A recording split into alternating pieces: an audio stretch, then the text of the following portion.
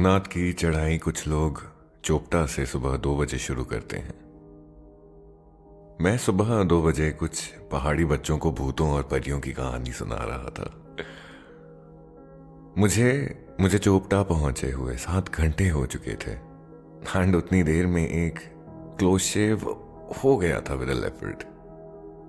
The whole mountain is a jungle जहां भालू, leopards, the Himalayan tahr and what not.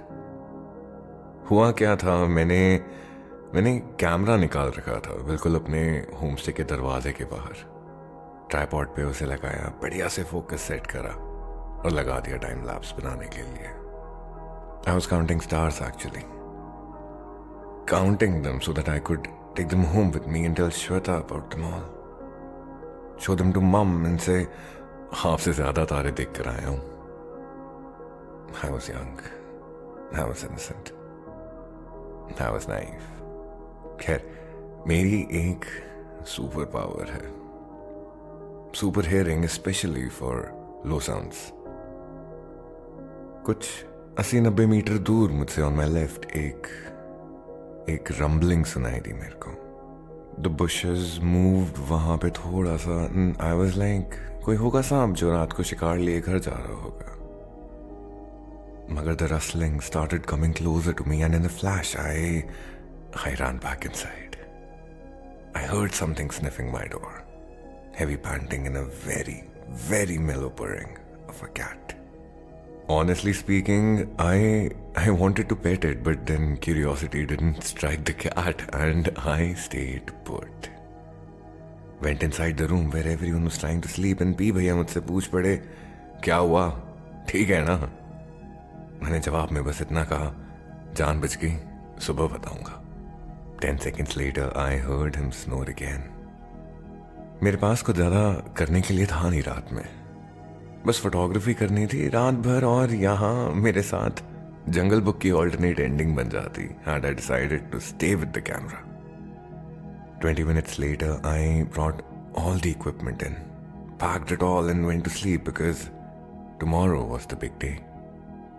So, मेरे साथ इस ट्रिप पे जो एक्साइटमेंट, डर और एंजाइटी साथ में चले थे, they were showing up in waves and before I could sleep, I put them all to rest for the final time during this trip, just so that I could let them be at peace. मुझे उनसे कोई नाराजगी नहीं थी, बस I guess we all need some space, right? सुबह 7-7:30 बजे तक we all got ready. Almost 4-5 degree में ठंडे पानी से नहाना पड़ा and then we started the almost final leg of the journey. वो so called ट्रेक। उसको शुरू करते ही एक दरवाजा आ जाता है which lets everyone know where they are. तृतीय केदार, श्री तुंगनाथ मंदिर। Once you tell someone where they are, it puts them in their place. ये करना बहुत जरूरी होता है क्योंकि लोगों को कई दफा जगह और उनकी जगह दिखानी जरूरी होती है। वहां से पता लगना शुरू हुआ कि Farid, you are only human, mere human।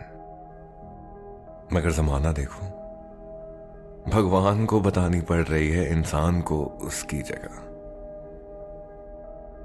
बहरहाल, me being a noob in packing stuff, I had packed in थोड़ा सा ज्यादा सामान। अपनी फिजिकल प्रोग्रेस को बिना गेज करे ही पहुंच गए 2 महीने भर का सामान भर के बैग्स में। खैर, 2 बैग्स में तो सिर्फ कैमरा गियर था। आर भाई एंड वी भैया ने मेरे एक डफल बैग का जिम्मा उठा लिया और वो दोनों आगे चल रहे थे मेरे से। मैं और पी भाई बातें करते आ रहे थे पीछे पीछे। We traveled through not only the route of the trek, but through the jungle as well that was in the middle of the mountain.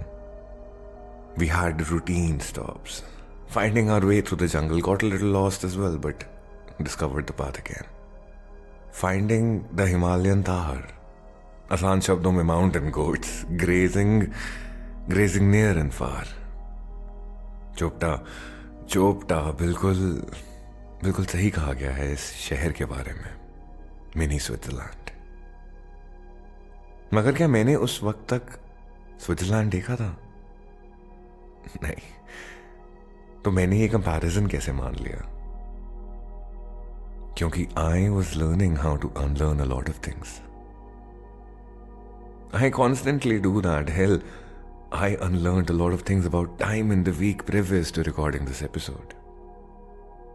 Time. You always think you have a lot of it, but you don't. खैर, उस track के बारे में ज़्यादा कुछ बताने को है नहीं। बस नज़ारे, एक्साइटमेंट एंड एक बहुत ही रैंडम एनकाउंटर। अगर आप पंच केदार की यात्रा करने का सोचते हैं तो उसकी शुरुआत तुंगनाथ मंदिर से करनी होती है।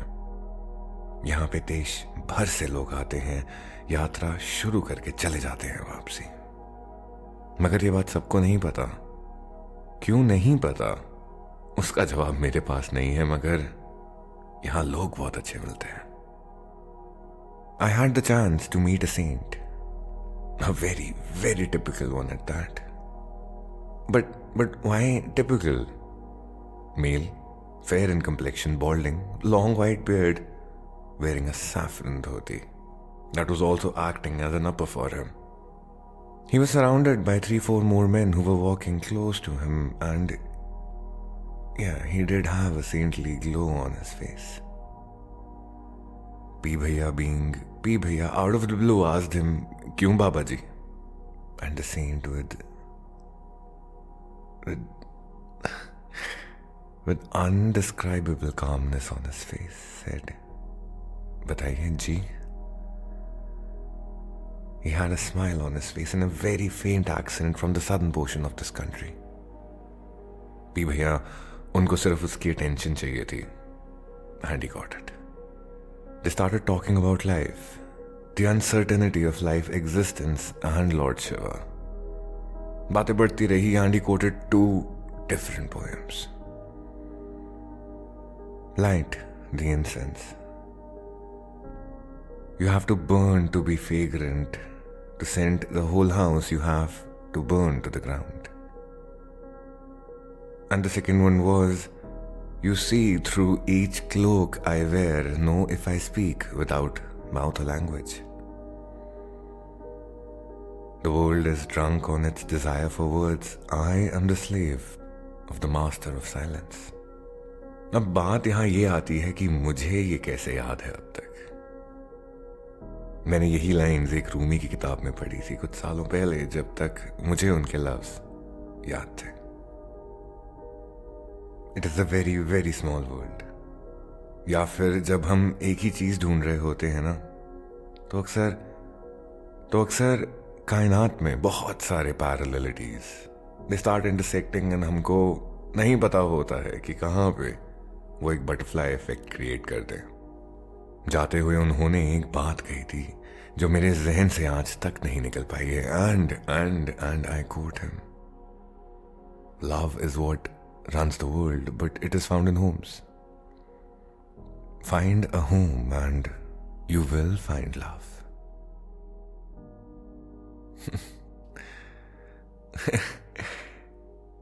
घर। Bharhal, we finished the trek and reached Tungnath. I went and sat with all of my bags, my anxiety, excitement, battery packs, and fear on the border of the temple. उस बॉर्डर पे बैठ मैंने बस उस पहाड़ जैसे मंदिर को देखा और देखता रहा। Did I cry? Yes. I knocked off something from my bucket list. मगर क्या मैं उस मंदिर में अभी जाने वाला हूं? नहीं। पहले हमने अपना सामान रखने का एक ठिकाना ढूंढा तो हमें रात गुजारने के लिए एक छोटा सा कसरा मिल गया, और कसरे के बिल्कुल बगल में था आकाश कुंड। नाम आकाश कुंड, टेक्निकली उसमें पानी होना चाहिए था, कुछ भी नहीं था। खैर वहां पे सामान रखा, पराठे खाए, वक्त काटने के लिए एक पीस पाइप चलाया, और निकल पड़े। मगर यहां से आगे कहां निकलना था? मंजिल तो यही थी, मगर सफर अभी पूरा नहीं हुआ था। सफर पूरा करने के लिए मुझे जाना था चंद्रशिला। चंद्रशिला, जिसका लिटरल मीनिंग निकल के आता है मून रॉक। ट्रेकिंग की दुनिया में कहते हैं कि यहां पहुंच के कोई मुसाफिर बिना रोए नहीं जाता। Did I cry? Oh yes, I cried. And I have it on video as well. But if someone asks me where's the video, then it's safe. It's safe with her. Chandrashila की बहुत सी कहानियां हैं। भगवान राम ने रावण वध के बाद अपना वक्त ध्यान करते हुए इसी चट्टान पे बिताया था। मगर चंद्रशिला नाम कैसे? कहते हैं Chandra, the moon, he had 27 wives, जिन्हें कहते थे द नक्षत्रास। उन सब में से उनकी सबसे खास थी रोहिणी, जिन्हें वो बेहद प्यार करते थे, और वो बाकी अपनी रानियों से कभी उतना प्यार नहीं कर पाए और ख्याल नहीं रख पाए। अब उनकी सारी रानियां दक्ष प्रजापति की बेटियां थी, और उनमें से एक, जिसका नाम अभिजीत था, उसने ये बात जाके दक्ष को बता दी। दक्ष ने कई दफा चंद्रा को समझाया कि ऐसा ना करे, मगर समझदार को इशारा काफी होता है। चंद्रा नहीं समझे और दक्ष ने उन्हें श्राप दिया कि वो धीरे धीरे अपना अस्तित्व, एग्जिस्टेंस खो देंगे और खत्म हो जाएंगे। चंद्रा ने धरती पे चंद्रशिला पे आके अपनी तपस्या करी, भगवान शिव के नाम की, और उनसे इस श्राप से निजात मांगा। भगवान शिव ने कहा कि पूरी तरह से मुक्ति तो नहीं मिलेगी, मगर तुम हर 15 दिन लगाओगे अपने आप को खत्म करते हुए, और 15 दिन लगेंगे उसके बाद तुम्हें पूरी तरह वापस आने में। खुशी खुशी में चंद्र भगवान शिव के आगे एक और मांग रख देता है कि वो उन्हें अपना एक जेवर बना ले, ornament. This wish was realised later, जब भगवान शिव ने अपनी शादी पे चंद्र को अपने जटाओं पे सजाया था। चंद्रमौलेश्वर, जिसकी जटाओं में चंद्र है। भगवान शिव का एक और रूप है Chandrashekhar. The Chandrasekhar form of Mahadev symbolizes the sky clad in the infinite size of Shiv with a beautiful crescent moon on his head. अब इस कहानी के और भी वर्जन्स हैं कि जैसे दक्ष खुद भगवान शिव से लड़ने आ जाते हैं जब उन्हें पता लगता है भगवान शिव ने चंद्र को माफ कर दिया। तो भगवान विष्णु ने आके समझौता करवाया था अबाउट इट ऑल, एंड उन्होंने सजेस्ट किया था about the वेनिंग and waxing of the moon. बहरहाल कहानियां हजार हैं, मगर इस कहानी पे वापस आते हुए चंद्रशिला पहुंच के मैंने सबसे पहले देखा चंद्रा का मंदिर। गंगा धाम भी कहा गया है। किसने कहा है ये मत पूछो। और वहां से सिलसिला शुरू हुआ of stone markers all along the top of the mountain. Chandrashila का summit is shaped like a crescent, the crescent of the moon. उस पूरे पहाड़ पे मैं सबसे अलग हो चुका था। आंखों से आंसू बह रहे थे, हाथ में फोन है recording everything that's happening, having no idea और clue what to do next. यही तो मांगा था, यही तो चाहा था, इसी के तो सपने देखे थे पिछले 1 साल से। इसी के लिए तो सारी मेहनत करी थी, इसी एक पल के लिए जिसका मुझे अंदाजा नहीं कब खत्म हो जाएगा। मैं रोज सांसें भरता रहा हूं इसी एक एहसास के लिए। मैंने शायद वो 1 साल का इंतजार किया था। 1 साल, 365 दिन, 8,760 घंटे, 5,25,600 मिनट, 31,56,000 सेकंड मैंने इंतजार का सितम सहा है, और इंतजार करने के हर उस पल का सब्र मुझे यहां तक लेके आया है। चंद्रशिला की एक तरफ चंद्रा का मंदिर है और दूसरी तरफ एक पंचमुखी शिवलिंग, संगमरमर का बना हुआ, जिसपे कई अरसे पहले एक मार्बल की छतरी लगी हुई थी, मगर हवा की वजह से टूट गई वो। The second I saw the Shivling, I felt weightless. मैंने अपने जूते उतारे और वो अनगिनत पहाड़ देखने लगा। मुझे उन पहाड़ों ने फिर से सब्र रखने का एक और मकसद दे दिया था। मेरे पीछे बाकी सारे भी आ गए और हम चारों अपने अपने तरीकों से वहां पे प्रे करने लगे, प्रार्थना करी और बस उठने ही वाले थे वहां से कि ना जाने वहां पर 3 पंडित आ गए जिन्होंने शिव के नाम का जाप किया। 7 मिनट। इन दो 7 मिनट्स, वो 7 मिनट जैसे 7 घंटे बराबर लगे। वक्त रुक सा गया था और काफी देर तक रुका रहा था। रुकना थोड़ा जरूरी था क्योंकि मुझे उस जगह को, उस एहसास को महसूस करना बहुत जरूरी था। उस लम्हे में I had to become one with the essence of the Chandrashekhar. I tried. मैंने कोशिश करी, बेइंतहा मैंने उस लम्हे में कोशिश करी कि मेरे उस इंतजार को वजह मिले। वो वजह मिली, मगर उस वक्त में मिली when I was least expecting it to come। पूजा पूरी करने के बाद एक पंडित ने बताया कि नीचे मंदिर का किवाड़ बंद होने वाला है, आप नीचे आ जाइए। मगर मुझे उस पहाड़ के साथ थोड़ा वक्त और बिताना था। मुझे उस वक्त में एक रीजन, एक का आधा रीजन ढूंढना था इस पूरी ट्रिप को कंप्लीट करने का, मगर वो रीजन मुझे मिल नहीं रहा था। शायद मिलना भी नहीं था उस वक्त में। हम चारों ने धीरे धीरे चंद्रशिला से नीचे जाना शुरू किया। चोपटा से तुंगनाथ तक का trek is moderate in difficulty, मगर it is the highest Shiva temple in the world.